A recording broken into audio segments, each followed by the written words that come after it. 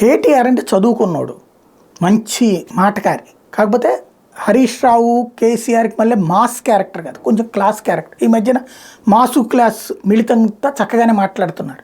కాకపోతే logicless point మాట్లాడితే ఉపయోగపడుతుంది. ఆయన వాళ్ళ ప్రెస్ మీట్లో ఈ ఫోన్ ట్యాపింగ్ గురించి మాట్లాడడంలో తప్పలేదు, పార్టీ నుంచి బయటికి వెళ్ళిపోయిన వాళ్ళ గురించి మాట్లాడడంలో తప్పలేదు, అది ఆయన హక్కు. కానీ కాళేశ్వరంలో నీళ్లు వదలలేదు, మోసం చేస్తున్నారు, పంటలకి డబ్బులు ఇవ్వాల్సి వస్తుంది, అది సిల్లీ రీజన్. ఎందుకంటే నీళ్లు వదిలితే మునిగిపోదా, దానికి ఏం మాట్లాడుతున్నారు? మేడిగడ్డ దగ్గర 3 నెలల్లో ఏం చేయలేకపోయిందంట.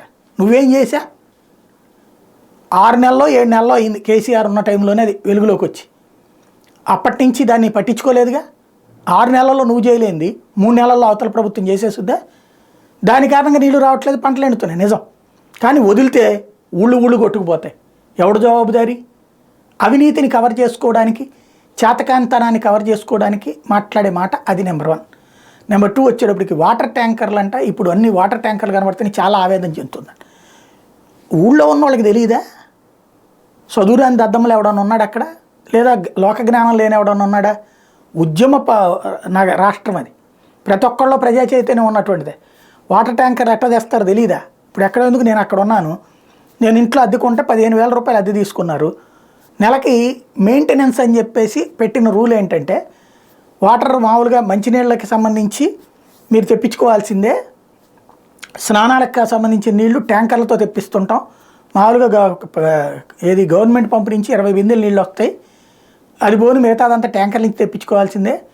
ట్యాంకర్లు నెలకి ఎన్ని పడతాయో ఆ ట్యాంకర్కి ఇంత డబ్బులు ఇస్తాం, 1,500, అప్పట్లో 2,000 రూపాయలు పెద్ద ట్యాంకర్ అయితే. చిన్న ట్యాంకర్ అయితే 1,000-1,200 ఉంటుంది. ఏదైనా సరే ట్యాంకర్లతో నింపుతాం. ఎంత అయితే ఖర్చు అయిందో అది నెల మొత్తం మీద లెక్కేసి దాన్ని ఎన్ని పోర్షన్లు అద్దుకున్నామో అందరికీ ఒక వాటా. ఇంటికల్లోళ్ళు మాత్రం వాటా వేసుకోకుండా వాళ్ళది, మిగతా వాళ్ళందరితో వేసేది కొన్ని ఇళ్ళు ఉన్నాయి. మేమున్న అద్దెకున్న దాంట్లో ఇంటికల్లోళ్ళు కూడా ఒక వాటా కింద వేసుకునేవాళ్ళు. టోటల్గా ఇట్లాగా అన్ని పోర్షన్లు వాటర్ని ఎంత అయితే అంత. అట్లాగే ప్రతి నెల నేనున్న ఇంట్లో 6 పోర్షన్లే ఉన్నాయి. ప్రతి నెల నాకు 800 నుంచి 1,500 రూపాయల దాకా పడింది ఎండాకాలం. అలాగే నేనున్నది ఎస్ఆర్ నగరే, పోనీ నగరపు నడిబొడ్డుని, అట్లాంటి చోటనే ట్యాంకర్లు ఉన్నాయి. ప్రతి ఇంటి దగ్గరికి ట్యాంకర్లే. ఆసిఫ్ నగర్లో ఉన్నంత ముందు అక్కడ ట్యాంకర్లే. ట్యాంకర్లు ఇప్పుడేంది, ఎప్పటి నుంచినో ఉన్నాయి, కేసీఆర్ ఉన్నప్పుడు ఉన్నాయి. అదేదో ఇప్పుడే ట్యాంకర్లు వచ్చినాయి, హెచ్ఎంఎస్డబ్ల్యూఎస్ వాళ్ళు నీళ్ళు దాంట్లో ఇన్ని ట్యాంకులు పోయినాయి, మనం ఉన్నప్పుడు కూడా లెక్క తెస్తే సరిపోతుంది కదా. అట్లాంటి పిచ్చి మాటలు అనవసరం ఈ టైంలో.